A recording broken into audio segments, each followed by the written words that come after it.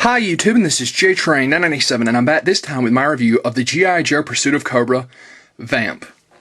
Of course, this is from the Series 2 of the Deluxe line of vehicles, and this is a brand new version of the Vamp, kind of a reimagining of the vehicle. But as always, it comes with your driver double clutch over here, and of course you can see it says has a firing laser rifle. On the side of the box, you've got a bigger picture of double clutch with a little spiel about G.I. Joe. Over here, just a close-up of the box art. Same deal on the top of the box. Down here, however, you actually have Double Clutch's file card. It says, Double Clutch is a fearless driver and ace mechanic on the G.I. Joe team. He has the raw instincts of a street racer and the tight discipline of a soldier. With lightning-fast reflexes and intense focus, he races the team's Vamp 4x4 vehicle through the jungle in pursuit of Cobra troopers. Of course, on the back of the box here. Let's actually get this glare off the packaging. Up here it says, the Vamp multi-purpose attack vehicle hunts for Cobra in the thick jungle. The ultra-stabilizing suspension system smoothly neutralizes the toughest terrain imaginable. This makes it easy for the team to swiftly get close enough to Cobra forces to stop them with the capture claw or blast them with the laser rifle. Obviously it's from the Jungle Assaults. This has a working front and rear suspension, firing laser gun, retractable capture claw, and spinning Gatling gun. So, that being said, really looking forward to this bad boy. Let's pull them out of the packaging. And here we have Double Clutch out of packaging. We're going to be having a look at him before the Vamp. And he comes with a lot of great accessories. Of course, he has his helmet with his detachable strap. He also had a satchel. He has a handgun over here in its holster, which we'll get in his hand in just a second. A knife, which is over here in its sheath, which, well, it looks like the knife doesn't come out. I thought it did. But still, just coming with a gun beats out a lot of the other drivers who get nothing. Let's actually get this in his hand really quick. Of course, he has the standard articulation for Joe's. Head does a full 360, up and down. Arms go out, do a full 360.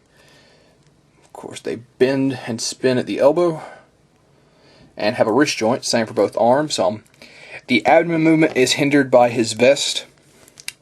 Of course, his legs go out, forward, back, double joint at the knee, and have an ankle joint. So a very nice range of articulation. Let's actually get this back in here. This is the satchel. I'm sure it's been used before, but I most remember it with Firefly because it has a little space to hold something, which Double Clutch does not come with. Of course, we're going to put his helmet back on him right here. A great looking figure, really worthy of the Pursuit of Cobra line, unlike some of the other vehicles we've gotten, which have just had a straight up repaint on here.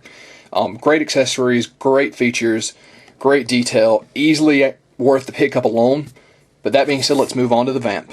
One more side note, guys. I just wanted to show this sticker sheet real quick because just like the His Tank, you do get quite a number of stickers here for your own customization, whatever you please, I suppose.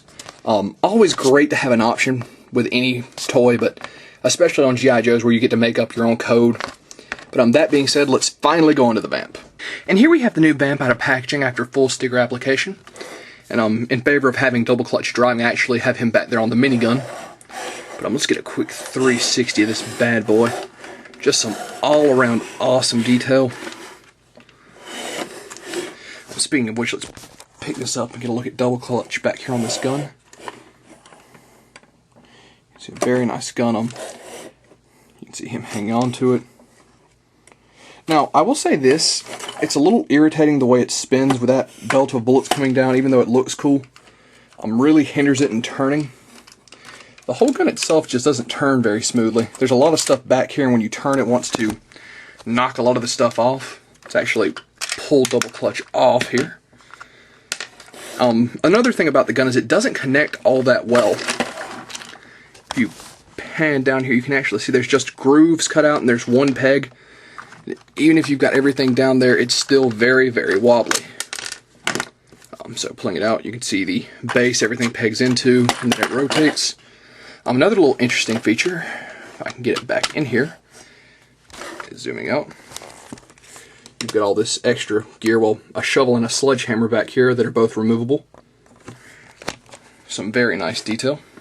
As far as the Gatling gun, even though it doesn't have much room, you've seen the way the bullets already connect from the gun to the tank down here. Plugging that back in. The yellow knob does make the gun spin, and of course it has some articulation, although spinning it does make the bullets pop out. So plugging those back in, we'll lay the gun off to the side here. You do have 2 removable gas tanks back here, both exactly the same. Plugging that back in. A spare tire, which is exactly the same as the other tires on the vehicle. So actually put double clutch up here in the driver's seat like he should be. Get his hand on the wheel.